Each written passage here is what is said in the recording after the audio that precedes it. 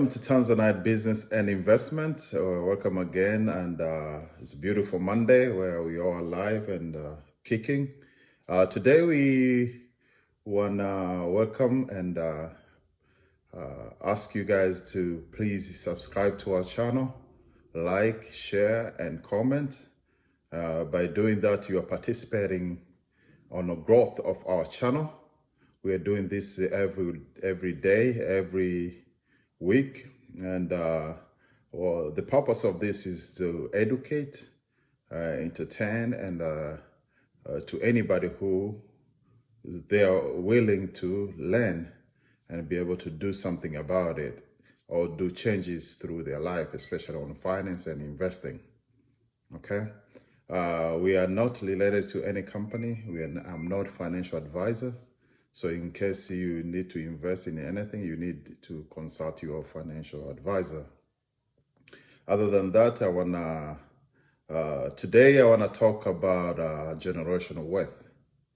Generational wealth, it means we create wealth from one generation to another. I remember when I was a kid, what I was trying is make sure you save money for the rainy days. But you find yourself, you save that money, you put it at the bank, and then whenever you have issue, you end up going to spend the whole thing. But today, I want to be able to discuss with you a few points, how to create generational wealth. Okay? We're not going to spend too much time, but we're going to go quickly and we're like 1, 2, 3, 4, 5, 6 point, I think. Okay. Number 1 point is how you create wealth is by opening a business. Okay. I'm a businessman. I've been doing business for, I can say 25 to 30 years since I was in primary school. So I have a lot of experience of doing business, and that's my passion. You create generational wealth by investing in a business, and that business, you start engaging that business to your kids, and your kids can be able one day to take over that business to the next generation. That means they're not going to start from zero. They're going to start from somewhere. For example, you start business with let's say, with a capital of $100, let's say with capital of $1,000.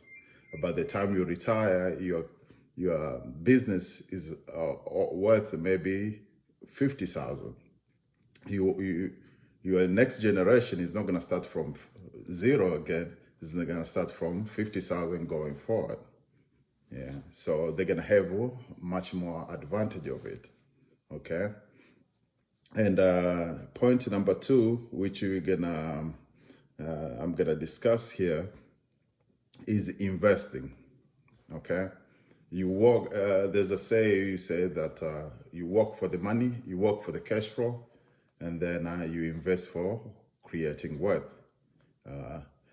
I know most of us, we are working every day. We have a daytime job. But we need to invest more than what we spend in order for us to be able to create more wealth. Okay. By doing that, you make money working for you. There's that concept that you cannot continue be working and expect a different results.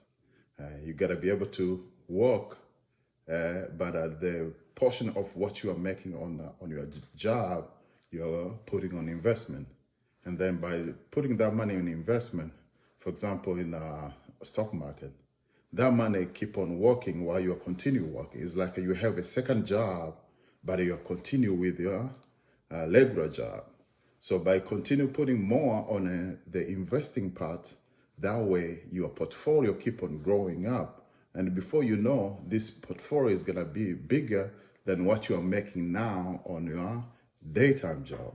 So by the time when you retire, your portfolio is already big. Then you can be able, one day you can be able to leave it or to start for your kids. At the same time you are starting your portfolio for investment, you can start or even your children accounts. So by the time let's say, for example, two kids, each one of them you put, let's say, $1,000 for the account. And then to the time when they go to college, they might have their college fund. By the time when they go to college, they don't have to take a school loan to pay for their college. That means you already put them ahead of time. And then whenever they go to college, they don't have college debt. That's mean when they graduate, they start with nothing to pay back for school fees, for school loan. That's meaning they're ahead of those people who are they have to pay school loan. That's mean whenever they start life, they start with a debt. They're starting with a liability. But if they have a college fund, they were able to pay for their education ahead of time. That's mean whenever they finish their college, they are debt free. That's mean you give them a couple years ahead. You give more time for them to be able to do better in life. Okay. Another thing is you can do by buying houses, buying your house. If you cannot afford to buy multiple, buy one and pay as much as you can. And by doing that, you're creating equity. That equity can be able to be transferred to the next generation. Hopefully, you can be able to pay off your mortgage. If you can't, but you can be able to create enough equity where you can be able to transfer to the next generation. Another thing is children education. Children education, by giving your children education, you give them a head start to their life. Means the knowledge they're gonna acquire is gonna help them to do better in life. So if the kid they have quality education and they go to college and be able to do better in school or in college and get their degrees, then they have a bigger chance of them either to get a job or to start business and do anything in their life and be able to be ahead. Okay. Another thing is life insurance. Because nobody is guaranteed for tomorrow. But if we have life insurance, then there's a bigger possibility for the next generation to be okay. Just anything can happen today or tomorrow. And if you don't have that life insurance, let's say it can be even $100,000 or $500,000 or $1 million. Then you just pay every month. That way, in case of any emergency, that way the people who you're gonna leave behind, they're gonna be able to be okay. They're not gonna be suffer or try to find somewhere to live or kids to be adopted or do something else.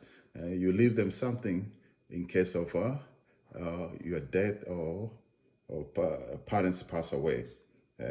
And for rich people, the most important thing which they pay life insurance before they pay even electricity. They pay life insurance before they pay their phone bill, because that's a generational wealth.